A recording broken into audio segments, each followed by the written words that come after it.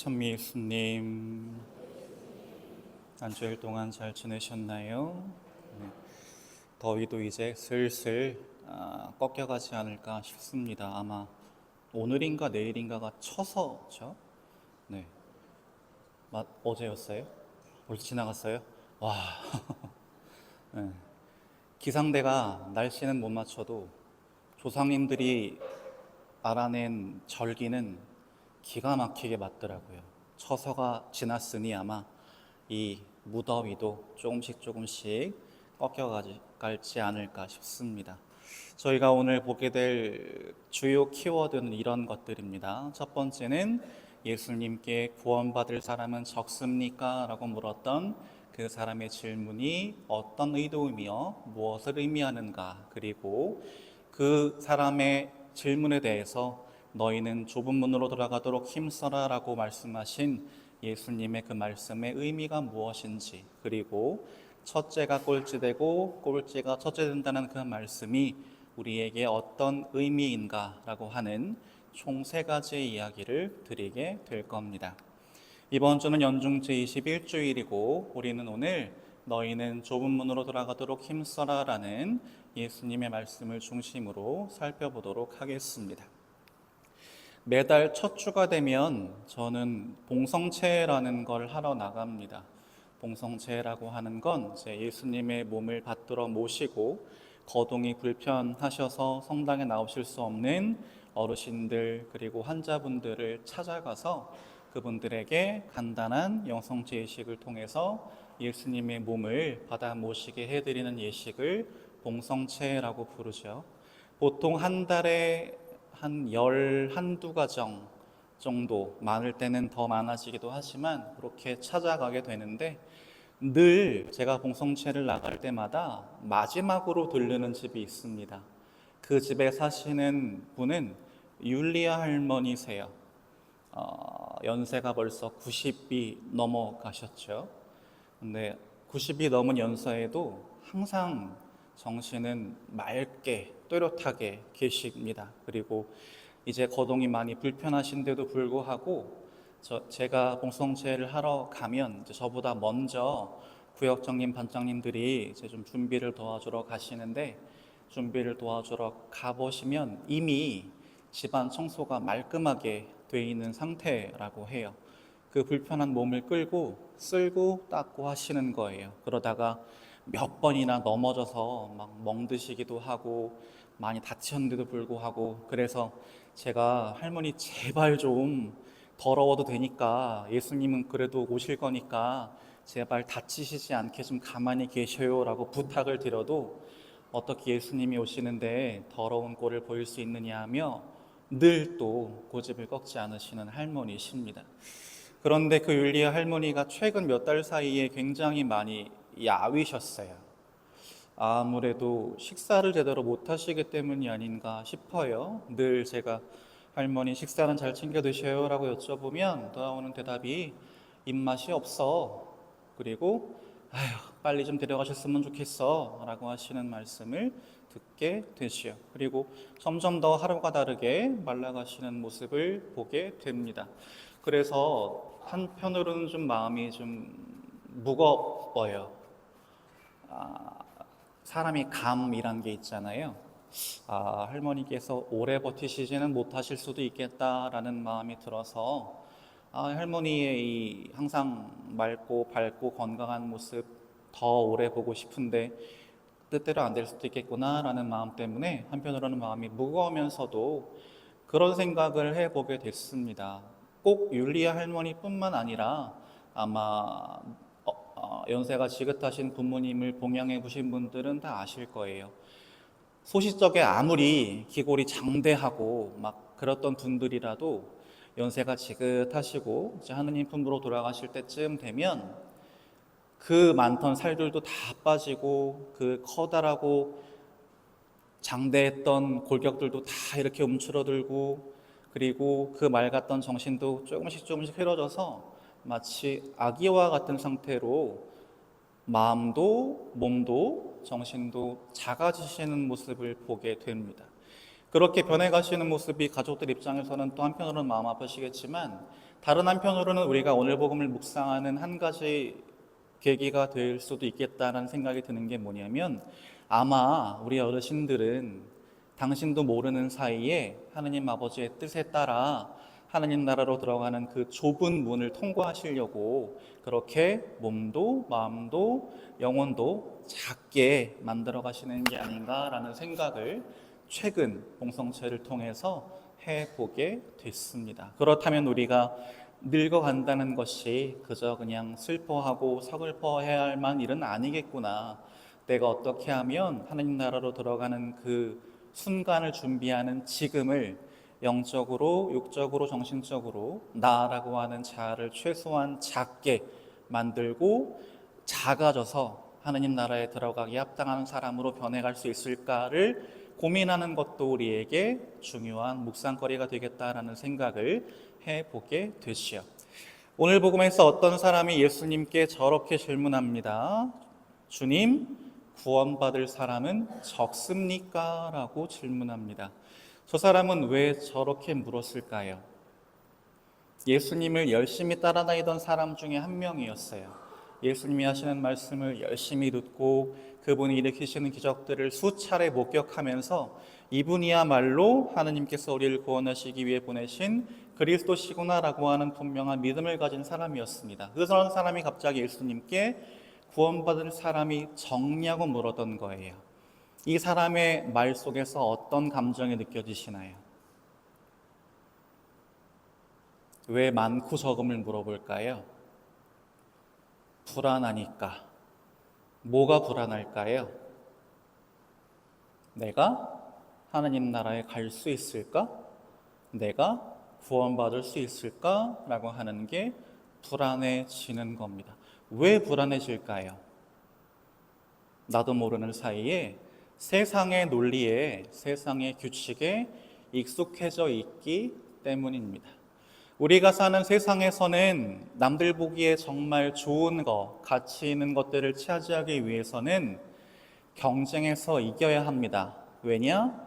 그 좋은 것들은 숫자가 정해져 있는데 그것을 원하는 사람들은 많거든요. 그래서 그것들을 얻기 위해서 많은 스펙을 쌓기도 하고 열심히 공부하면서 다른 사람들보다 더 높은 위치에 서려고도 하고 그렇게 애를 쓰고 노력하고 해가면서 이겨야만 내가 원하는 저 좋은 것들을 차지할 수 있게 되는 것이 바로 우리가 사는 이 세상의 규칙이자 원리라고 할 수 있겠습니다. 그렇기 때문에 보면 서울대, 누구나 서울대를 가고 싶어 하지만 서울대 갈 수 있는 사람들은 정해져 있고 누구나 삶과 여가가 보장된 그러면서도 많은 임금을 받을 수 있는 좋은 직장을 가지길 원하지만 또 그 직장을 가질 수 있는 사람들의 숫자는 정해져 있고 그러다 보니 사람들이 경쟁에 치이고 힘들어서 어느 순간 그 좋은 것들을 얻기를 포기하게 되는 경우도 많지요. 아마 예수님께 저런 질문을 던지는 사람도 그런 세상의 논리와 규칙에 아마 정내미가 떨어진 사람이 아닌가 싶어요. 그리고 자기도 모르는 사이에 어쩌면 예수님이 우리에게 강조하시는 저 하느님 나라라고 하는 것도 내가 저분을 따라다니는 저 수많은 군중들과의 경쟁에서 이겨야만 겨우 들어갈 수 있는 곳이 아닐까라는 생각을 자기도 모르게 문득 하게 된 것이죠. 여기서부터 시작해서 요 끝까지 가기 위해서 마치 깔때기가 점점 좁아지듯이 점점 더 치열해지는 경쟁을 뚫어내야만 갈 수 있는 곳이 하느님 나라야라고 생각했던 겁니다. 실제로 사이비 종교에서 사람들을 자극하는 방식이 저거예요. 자기네 처음에 특히 신천지 같은 것들도 보면 처음에는 자기네 교회에만 들어오면 누구나 다 그들이 이야기하는 신천지에 갈 수 있다고 얘기했어요. 그리고 어느 순간 그게 어떻게 바뀌냐면 자기들 교회에 들어와서 새가 커지자 자기들 교회 신자들 중에 14만 4천 등까지만 신천지에 갈 수 있어 라고 바뀌었어요. 그렇게 사람들을 계속해서 경쟁에 뛰어들게 만들면서 사람들로 하여금 더 자신들에게 많은 것들을 바치게 만드는 분명히 구원을 이야기하고 있음에도 불구하고 세상의 논리에 더 찌들게 만드는 그런 모습들을 보면서 자기도 모르게 아마 그런 생각을 가지게 되었던 게 아닌가 싶습니다. 그런데 예수님은 그 사람의 질문을 들으시고는 뭐라고 답하시느냐면, 숫자에 신경 쓰지 말고 등수에 연연하지 말고 너희는 좁은 문으로 들어가도록 힘써라 라고 이야기하십니다. 무엇 때문에 그런 말씀하셨을까요? 하느님 나라는 거기에 들어가는 사람들의 숫자가 정해져 있는 정원제가 아니기 때문입니다.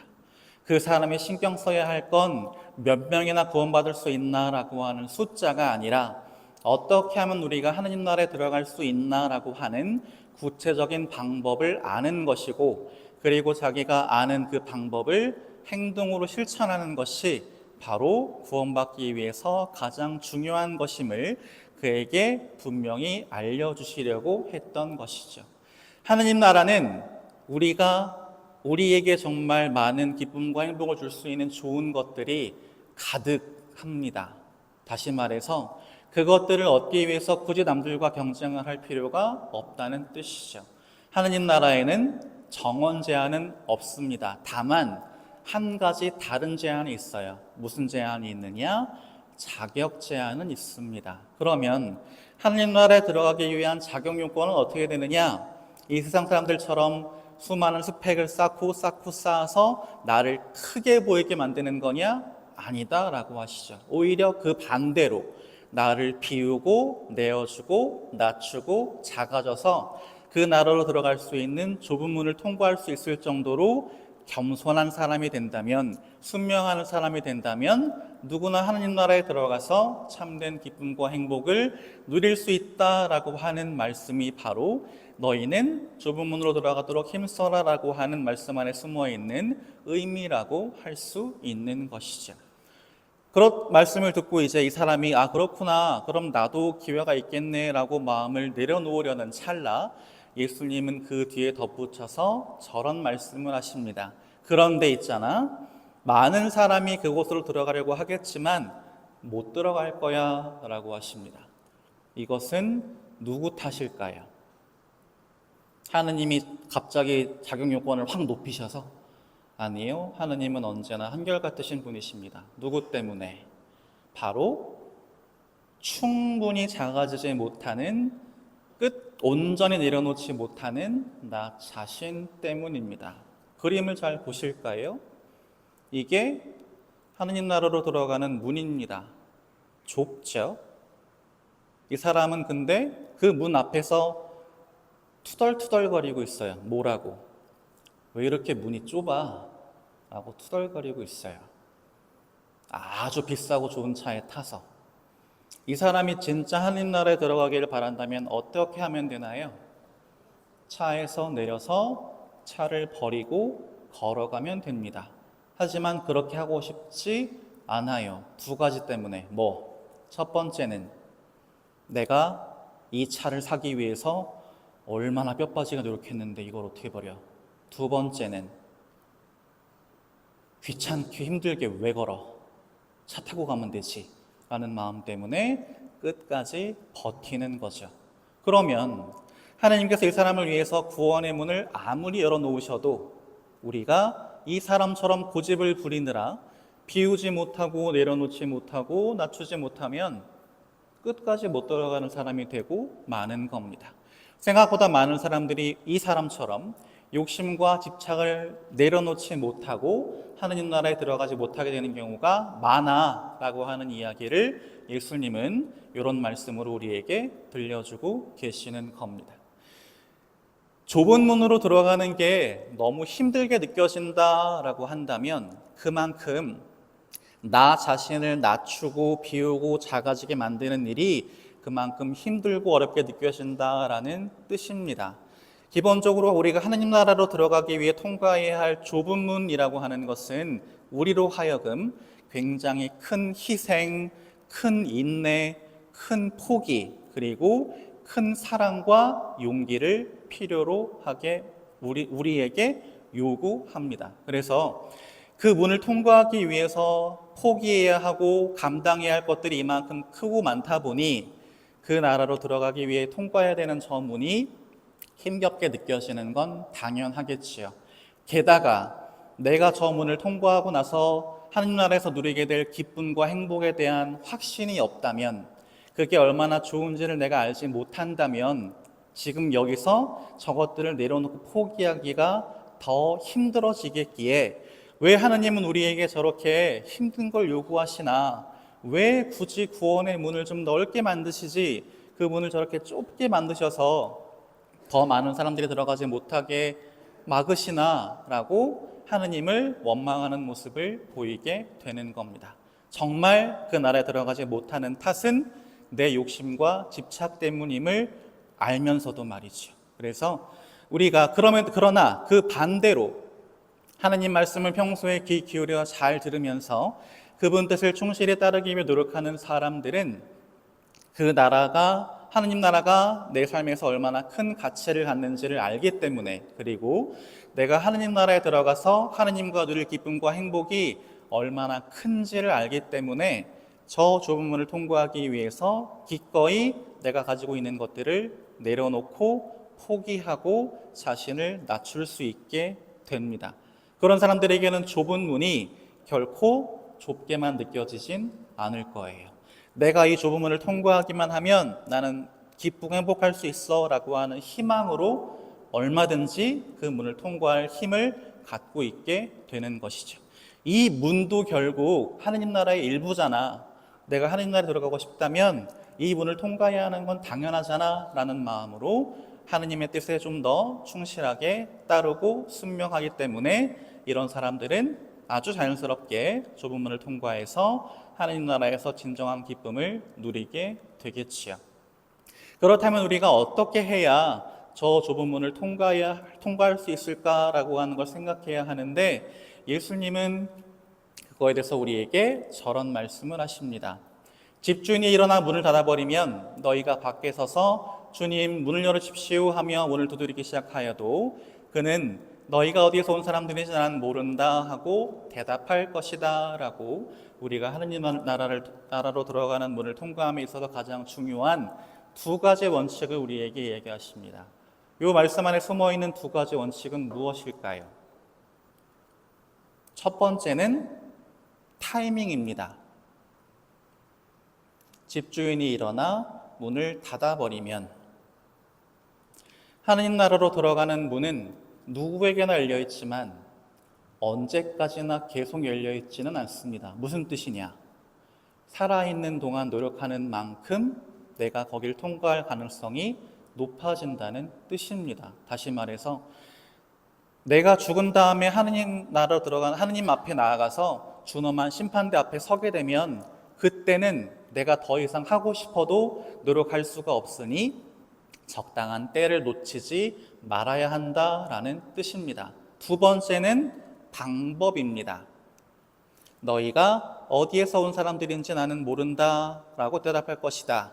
다시 말해서 저런 말씀을 듣고 싶지 않다면 평소에 우리가 하느님과의 관계 안에서 그분과 깊은 친교를 맺기 위해 노력해야 한다는 뜻입니다. 그러면 우리가 어떻게 하면 하느님과 깊은 친교를 맺을 수 있을 것인가? 우리가 어떻게 하면 하느님 나라로 들어갈 수 있는 기회의 문이 닫히기 전에, 종말이라고 하는 두려운 그 순간이 우리에게 닥쳐오기 전에 그 나라로 들어갈 수 있는 기회를 잡을 수 있을 것인가? 그것은 바로 우리가 평소에 얼마나 하느님의 뜻을 충실히 실천하는가에 달려 있습니다. 또한 주님께서 우리에게 이야기하시는 말씀 있지요. 내 뒤를 따라오려면 자신을 버리고 날마다 제 십자가를 지고 나를 따라야 한다라고 하는 그 말씀. 주님의 뜻을 따르기 위해서 기꺼이 힘든 것들을 감당하고 고통과 시련들도 용기 있게 마주하고 힘들고 어려운 것들도 열심히 해보려는 우리의 평상시의 그 노력들이, 하느님의 사랑과 자비를 실천하려는 그 노력들이 우리로 하여금 하느님 아버지와 깊은 친교를 맺게 하고, 그 친교를 통해서 우리는 하느님 나라로 들어갈 수 있는 저 소중한 기회를 붙들 수 있게 된다라고 하는 뜻입니다. 그러니 우리는 어떻게 하면 되느냐? 아주 단순하고 아주 명확합니다. 내가 귀로 들은, 지금 듣고 계시는 주님 말씀을 내가 지금 머리로 충분히 이해하고 있는 그 구원의 진리를 삶 속에서 행동으로 실천하시면 됩니다.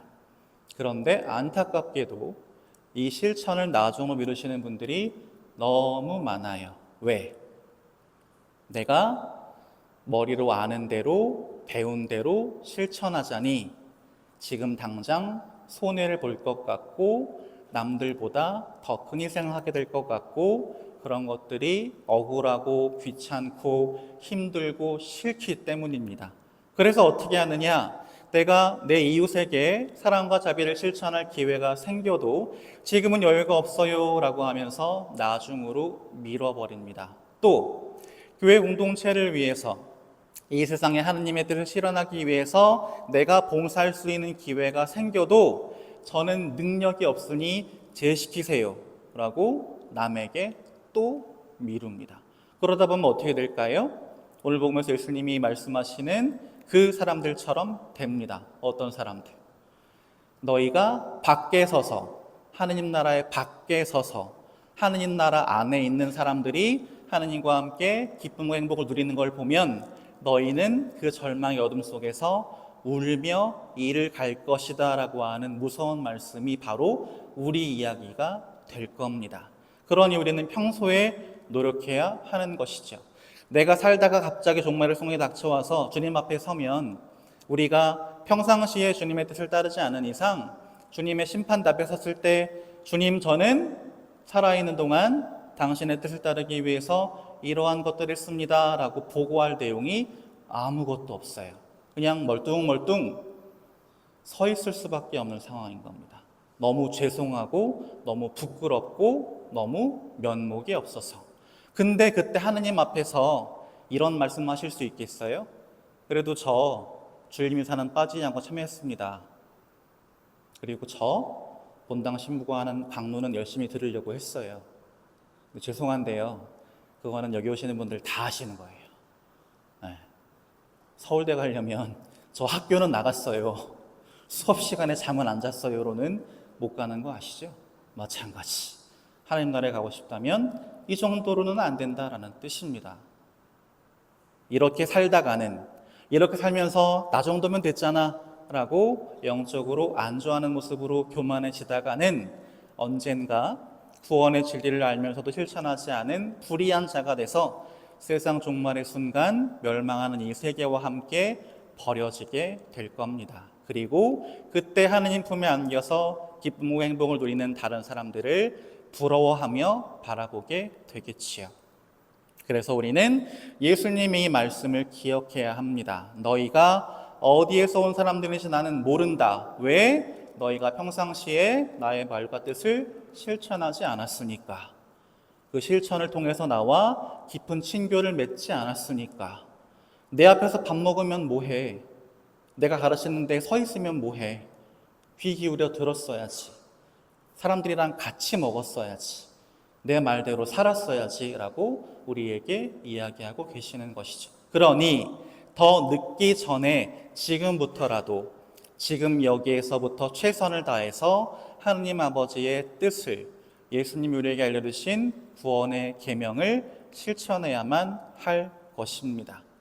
만약 그렇지 않는다면 제가 아까 잠깐 언급했던 이 말씀이 우리 이야기가 될 겁니다. 너희는 아브라함과 이삭과 야곱과 모든 예언자가 하느님의 나라 안에 있는데 너희만 밖으로 쫓겨나 있는 것을 보게 되면 거기에서 울며 이를 갈 것이다. 이 말씀을 그대로 표현한 성화예요. 여기가 하느님 나라고요. 이 천사가 사람들을 지옥으로 데리고 가는 천사입니다. 이 사람들은 하느님 나라의 울타리 바깥에 서서 슬픈 표정으로, 후회 가득한 표정으로 이 안에 있는 사람들을 부러워하며 쳐다보고 있죠. 어디에 서 있고 싶으세요? 여기입니까? 아니면 여기입니까? 아마 당연히 안에 계시고 싶을 거예요. 그렇다면 더 늦기 전에 해야 된다. 그러면서 예수님께서 우리에게 분명한 원칙을 알려주십니다. 지금은 꼴찌지만 첫째가 되는 이들이 있고 지금은 첫째지만 꼴찌가 되는 이들이 있을 것이다 라고 이야기하십니다. 단순히 이 세상과 하느님 나라 사이에 역전이 일어난다라는 뜻이 아니에요. 무슨 뜻일까요? 이 그림 안에 다 담겨 있습니다. 자, 우리에게는 두 가지 길이 있어요. 오른쪽에 있는 길을 보면 넓은 입구가 있고요. 그 입구 위에 어떤 악마가 기타를 메고 흥겨운 음악을 연주하고 있습니다. 수많은 사람들이 넓은 문을 통해서 기뻐하면서 이 길로 들어가고 있네요. 점점 올라가고 있습니다. 그런데 이 길의 끝에 뭐가 있냐면 낭떠러지가 있습니다. 낭떠러지 밑에 누가 있느냐? 지옥의 악마가 나를 집어삼키려고 입을 하고 기다리고 있습니다. 왼쪽 길을 보실까요? 입구가 굉장히 좁아요. 게다가 무거운 십자가까지 어깨에 지고 있어요. 힘들게 언덕길을 올라갑니다. 근데 그 길의 끝까지 가봤더니 누가 계십니까? 예수님이 계십니다. 손에 뭘 들고? 우리를 하느님 나라에 들어가게 만들어주는 입장권, 영광의 화관을 들고 우리를 기다리고 계십니다. 지금은 첫째지만 꼴찌가 되는 사람들이 있고 지금은 꼴찌지만 첫째가 되는 사람들이 있을 것이다. 제가 굳이 부연 설명 안 드려도 어떤 길을 걸어야 할지 아시겠죠? 그래서 이제부터라도 쉽고 편한 거, 남들 보기에 좋은 것만 찾는 세상 사람들과 다를 바 없는 삶을 사실 것이 아니라 주님의 뜻을 따르기 위해서 힘들고 어려운 것이라도 기꺼이 감당하는, 그리고 그분의 뜻을 세상에 실현하기 위해서 내가 할 수 있는 최선의 노력을 다하는 참된 신앙인으로 살아가기 위해서 하루하루 노력해 가셨으면 좋겠습니다.